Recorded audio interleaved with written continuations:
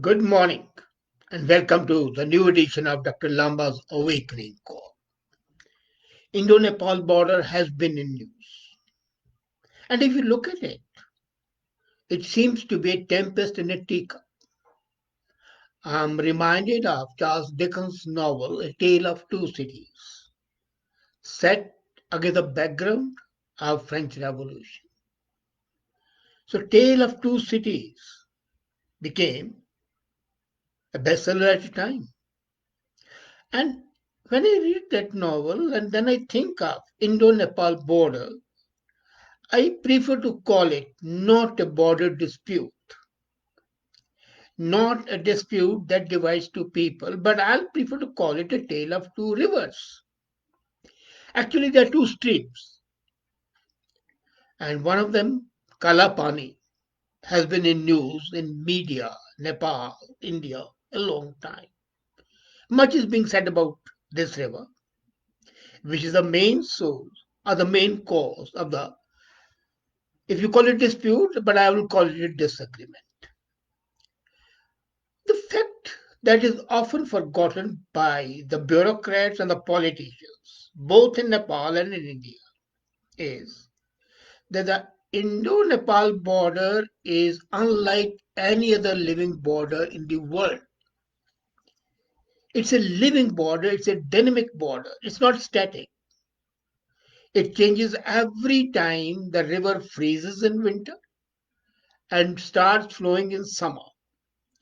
It remains unsettled during the monsoon floods. And once the floods recede, thousands of acres, thousands, are created across the 1800 odd kilometer border. The river has changed the course, and since the river is the recognized border traditionally, sometimes the possessions come to India and many times possessions go to Nepal. These adverse possessions have different shapes and dimensions after each monsoon.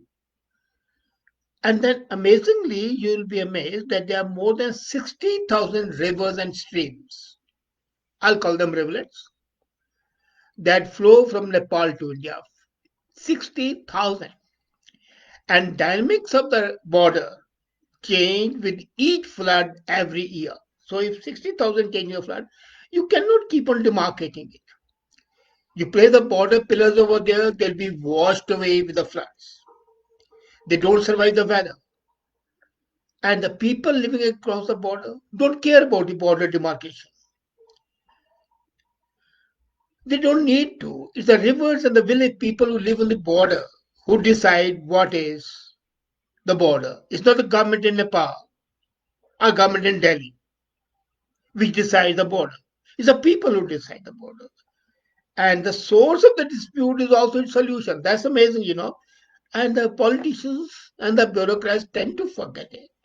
That in such a dynamic position, it's not cartographers, map makers who decide it. Since the Nepalese people in the hill region migrate downstream in the winters and work in plains across the winters in substantially large number, and there are no papers, no documentation. The government of India recognizes the fact that the customary law provides for the nationals of Nepal to be treated at par with the citizens of India. It is for this reason that so much real estate in every Indian town near the border is owned by the Nepalese. It was estimated at one time that more than 40% of the Indian estates in the border towns is owned by the Nepalese. Clearly, the border has no real meaning for the lives of those Nepalese who come to India at will. And the beauty is that this arrangement is not reciprocal. It's not that the Indians can go and live in Nepal at will and own property. They do, but it's not reciprocal. Legally, it's not because the rivers are flowing downstream and they change in favor of India all the time, not in favor of Nepal most of the time. So the people in and around the Kalapani region, it doesn't matter where the border of the Kalapani runs. The settlements of Budi and Gunji are unpopulated for 10 months out of 12 months. For 10 months, not a single being lives there. Half a century back, not far off. Few people during the Mansarovar Yatra used to go there, but now practically no one is there as Yatra is not organized the old way. Now, this area, Budi and Gunji, have no role to play in that Yatra. So, this leaves us with the map reading issues, the cartographic details. There's a treaty between India and Nepal called the Sugali Treaty, and it named the Kali River. The Kali is called Sharda in India and Mahakali in Nepal. But the treaty mentions Kali, neither Mahakali nor Sharda. The term Kali River is used for a body of water that emanates from Kalapani springs. And these springs are sacred in public mind. There's a temple where the spring turns into water, into river, and each Mansarovar Yatri halts at Kalapani and contributes to the maintenance of that temple. The fact that this Kalapani spring is the source of Kali River is referred to in the Shukli Treaty, and it's a matter of public belief as well as documented in the treaty. The faith is no different from the Hindu faith. That Gomukh of Gangotri is the source of Ganges River, even though the reality is that it's Alaknanda and not Bhagirthi that contributes more water to the Ganges. And it is Alaknanda that runs for a longer length before Bhagirthi and Alaknanda join at Devprayag. But then the traditions and the beliefs have nothing to do with the facts. The Nepali people believe that the Kunti Jakunti should be treated as source of Kali River, and that has a, really speaking, hydrological merit. But the people don't accept it because for them faith is much more important. It is for this reason that there are no border pillars. In 1961, border pillar number 1 was erected there. That was because of the Chinese Nepalese agreement. And that lies between Kali and Tinkar and not at Lipindra. The dispute is about the Lipindra. On the contrary, one thing is that stands out and is often ignored is that the Indo-Tibet trade has always been conducted to Lipulek, not Lipindra, and it is recognized as a point for land transit for goods and people through times immemorial. It's mentioned in all the treaties, including the latest one being when General Zorawar Singh and General Gurmukh Singh Lamba conquered Tibet. This customary practice has always been the base of India-Nepal understanding. More so because even if Kalapani is on the Indian side of the map, nothing prevents Nepalese from crossing the road bridges, come across to India, work there, own the property. Now, land records are maintained by Pithogarh district in India. The ownership plan, including that land which is owned by the Nepalese citizens, is recorded by the Uttarakhand state. Taxes and land revenues are collected, and the Nepalese pay them. And the government of Nepal has never objected to that. If they were really a part of Nepal, then the government of Nepal should have said, no, these land revenues should come to us. Now come to the Puranic text, including Skand Puran. They rely on the Himalayan gazetteers because these Puranic texts are the base of the Himalayan gazetteers prepared by the Britishers. And they recognize Om Parvat, and Adi Kailash to be central to the idea of Indian civilization. Now, this is something which is often ignored by India even while it's negotiating. The fact is that Mansarovar is no longer a no man's land. It was at one time, but not now. And that is the cause of the major economic and social unrest in contemporary Tibet. So these areas, whether it's Tibet and Nepal or India border, these all issues are interconnected.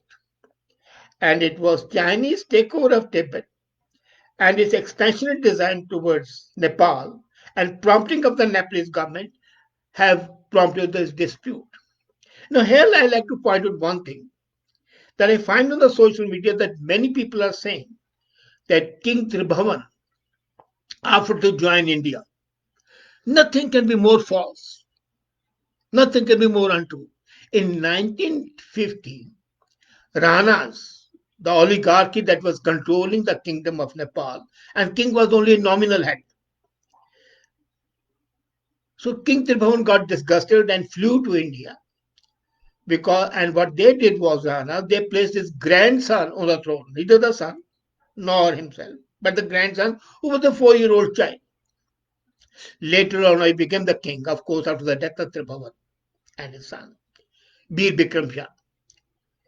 Now, Bir Bikram Shah was 4 years old and Tribhuvan came to Delhi. Now, here the people say that he came and offered Nehru to join India. No, it was not like that. As a matter of fact, it's a reality is that Nehru wanted him to continue as a king because of the historical reasons. And then Indian army landed in Nepal. 2 jets had gone, that was sufficient to handle those politicians, the Ranas. And the new agreement was reached. And monarchy was put in place till after a few years, half a century. King Binder Shah, his wife, his children, all were shot dead. But, and then, Gyanandar came into power and he was removed by the people. But he never offered to be part of India because India didn't want Nepal to be part of India. India wanted Nepal to be a buffer state between India and Pakistan. And this act of political intelligence and sagacity of Nehru is often disregarded. Now, coming back to that, the present political suspension, which is prompted by Chinese, is the Communist Party is ruling. They need to understand, as all the governments have understood till now, and even the British, tipped in the Chinese understand very well, that any proposition that takes Om Parvat away from Hindu, Jain, Sikh pilgrims will create many more problems than it would solve. And this was established very clearly in 1841, as I told you, the expedition of Zorawar Singh and General Gurmukh Singh Lamba. And they had then signed the treaties. That was the treaty between the Khalsa Darbar, represented by Jammu and Kashmir, the part of Khalsa Darbar, and the government of Tibet. Now, Himalayan Gazetteers, chapter 5, makes an interesting reading, and it was recorded by Edwin Atkinson. He says, when he talks of the history, geography, and anthropology of Comoy Hills, that the outlines of the dispute of the Interpretation Treaty was the division of Binds and demarcation in 1817. And that was very conclusively demonstrated by Captain Webb to Bamsha. Bamsha was the governor of Doti and representing the government of Nepal. So Bamsha agreed to the demarcation. And it was agreed that the streams arising from Kalapani were to be regarded as the origin of the Kalapani River as well. These records are set out very clearly in the correspondence which I've seen and read between Gardiner, he was the first British resident in Nepal, and the Nepal Darbar. And that correspondence, which spans about 10 months, the first letter was in February 4, 1817, and the last was October 10 of the same year.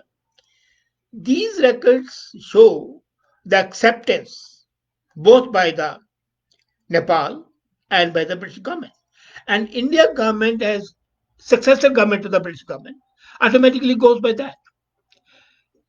Now, here India has also got to understand very clearly that the traditional shifting of the rivers will keep on being there.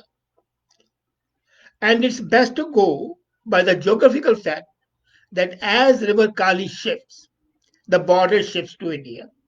When it freezes and shifts again, it goes to Nepal.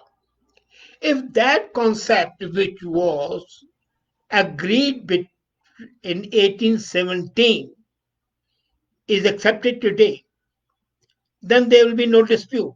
As I said in the beginning, this tempest in the teacup would be met of the past.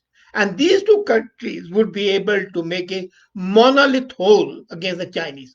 Now, the Nepal Communist Party might be temporarily enamored and in love with China, but they forget that when the Arab let the camel in, ultimately the Arab had to leave the tent, not the camel. So would the present Nepalese government act like the Arab and let the Chinese camel in, which is much more than a camel, it's a dragon as well? And would the Indian government have the sagacity and the political wisdom to emphasize the Puranic texts, the Treaty of Suguli, the treaty signed by General Zorawar Singh, and demarcation of the division of Bayans agreed to by Captain Webb and Bam Shah? If those things are accepted by India without any hesitation, Nepal would have absolutely no locus standi to challenge that. And thereby hangs the solution.